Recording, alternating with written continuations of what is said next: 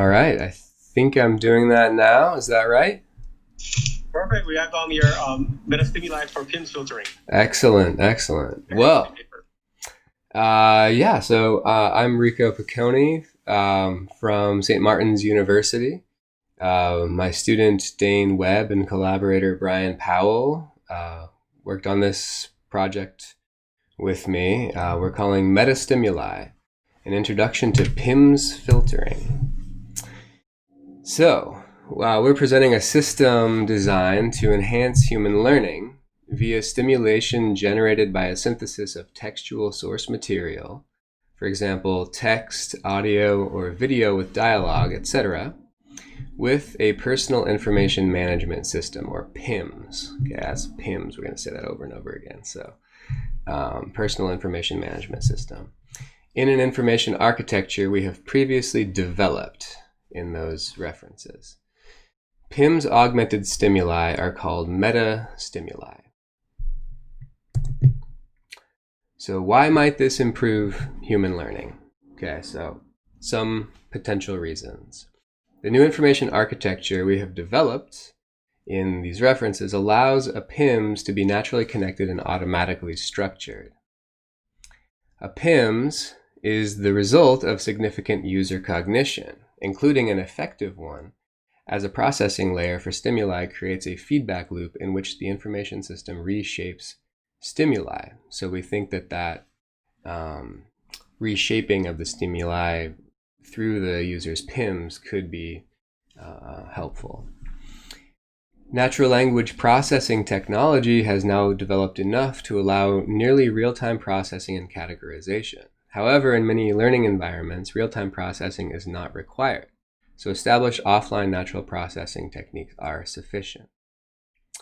And there's evidence that multimodal stimulation during learning improves human learning rates, and that is a reference to another paper, not by us, but by somebody else. So here's sort of an overview of the architecture, the metastimulus architecture. So the idea here is that a stimulus, of course, goes directly to the user.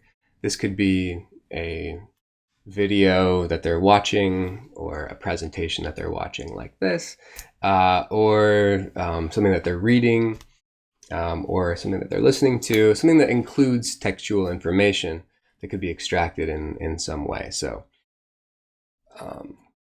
using one of the sort of auto closed caption pieces of software, or a similar piece of software, it could turn into textual even if it was audio before. And this other route of the stimulus goes into a classifier. We'll call this, say it goes in atom by atom, so sentence or paragraph by paragraph into a classifier, which classifies it in terms of the categories. It goes into a PIMS filter, so this is the part that we're going to match up the PIMS with the actuator then coming out the side here and going into the user via metastimulus. That's what we're going to call metastimulus. So the dialectical architecture we introduced to be a computer medium for human thought through, among other things, automatic structuring of categorized information. This was later extended to include fuzzy categories for integration of numerical data in the architecture. A PIMS built with this architecture has a natural metric to quantify distance between atoms of information. Filtering stimuli through a PIMS. We transform stimuli into metastimuli by filtering, in the sense of a dynamic systems filter, it through a PIMS. We call this operation a PIMS filter. The input to the filter is some categorized atom of information, A, with categories in collection C. The output is a real vector Y, okay, so real numbers in there, for some M, dimension M. Y can be used as an input to an actuator to generate a metastimulus. A PIMS filter then must meaningfully map A to Y, the atom to the vector. A metric on the dialectical architecture enables this meaningfulness. Dimensional compression via principal component analysis, or PCA, reduces the dimensionality to the desired real vector state space dimensionality M. Kind of a key point there. So deep learning for text classification, we require that these atoms be categorized or classified. The classifier is trained with the PIMS structure, which acts as labeled training data. The output of the classifier could be mapped to the nearest node vector, then PIMS filtered to Y, but we can save computation time by accepting Y as the numerical output of the classifier. So we can go directly to that numerical output. Effectively, the PIMS filter is trained into the classifier so that we can kind of unite these two blocks, not requiring that we classify separately from filtering. So what we do is we actually train this filter structure into the classifier itself, as we'll discuss in a few slides. So, a little bit more on why this might work. So the haptic bond effect theory suggests that human learning is enhanced by haptic bonding of spatial and temporal sense modalities. Okay, so bringing together that spatial and that temporal in haptics. So haptic bonding is the idea of how we can bring those together. The mechanism it suggests is that the sensing of visual stimuli is more spatially oriented and the sensing of auditory stimuli is more temporally oriented. It recognizes the mixing of these in the sensing of haptic stimuli. The mixing in haptic learning bonds the visual and auditory, the spatial and the temporal. This insight informs our work in two ways. One, it suggests haptic actuation for metastimuli. So it says, okay, we could apply this metastimuli in different ways, but haptics might be the way to go. And two, by analogy, it suggests that metastimuli may improve human learning if we can get this bonding effect to work for us. The metastimulus bond effect. So this is kind of what we're suggesting or hypothesizing. So since the work of Kant, who introduced the notion that the mind itself shapes experience through an a priori frame, the importance of preconceived categories in human learning has been widely recognized. With the recent developments of classifiers that can categorize stimuli and PIMS that can represent the categorization of human thought, it has become possible via our PIMS filter and actuator to shape stimuli itself through a user's PIMS. That is to create metastimuli. By analogy to the haptic bond effect, then, we hypothesize a metastimulus bond effect, mirroring the mind's process of categorization and providing corresponding stimuli bonds stimuli and understanding itself, creating a feedback loop that we hypothesize leads to improved human learning. It's just a hypothesis at this point.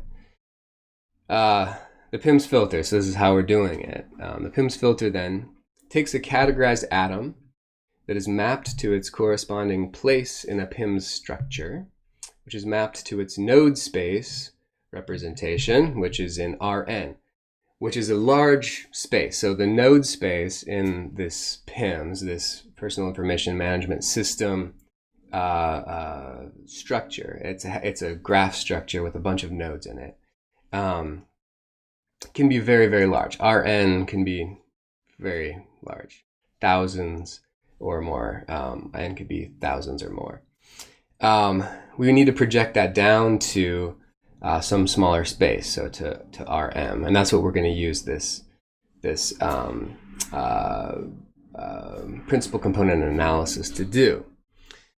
This process represents the atom's location in a user's PIMS in the much smaller space Rm, which can be converted to a metastimulus by an actuator such as a haptic interface.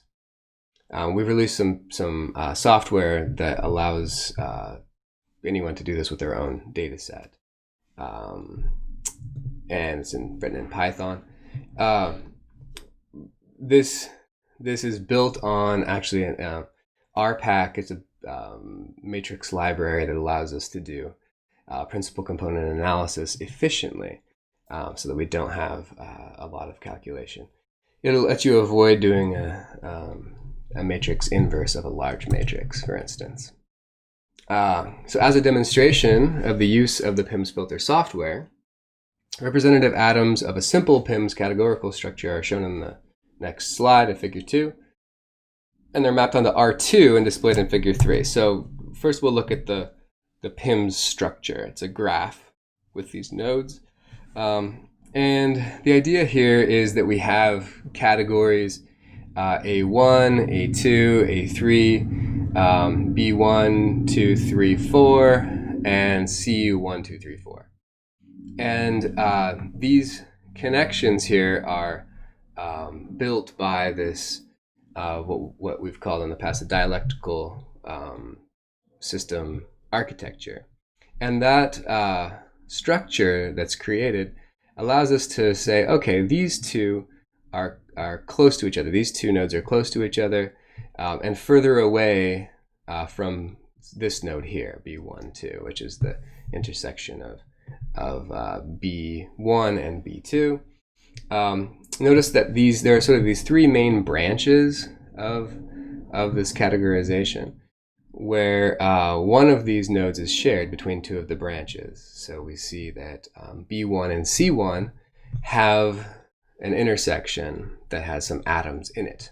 Okay, so we are going to take this node space, which is actually, there are 14 nodes here, and we're going to project it down to the smaller space, R2. So we're going to take R14 to R2, and hopefully there's going to be some similarity to the structure.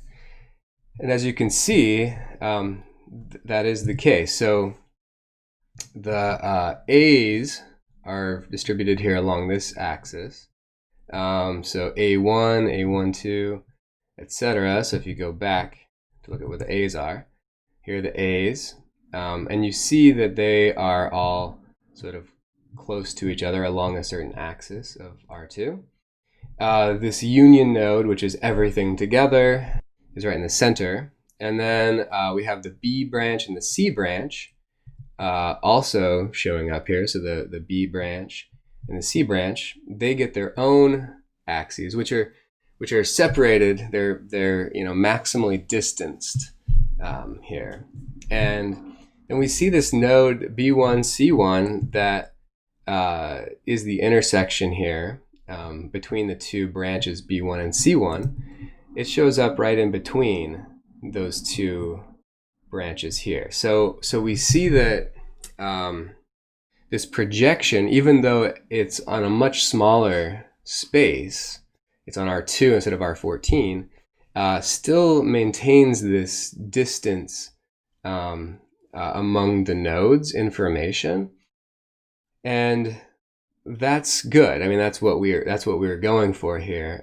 We're going for representing this structure, which could be, of course, much larger in a real situation, onto a lower dimension real vector space, and that real vector space will then be mapped onto the haptic stimulation. So you could think of each axis of stimulation as being one that allows us to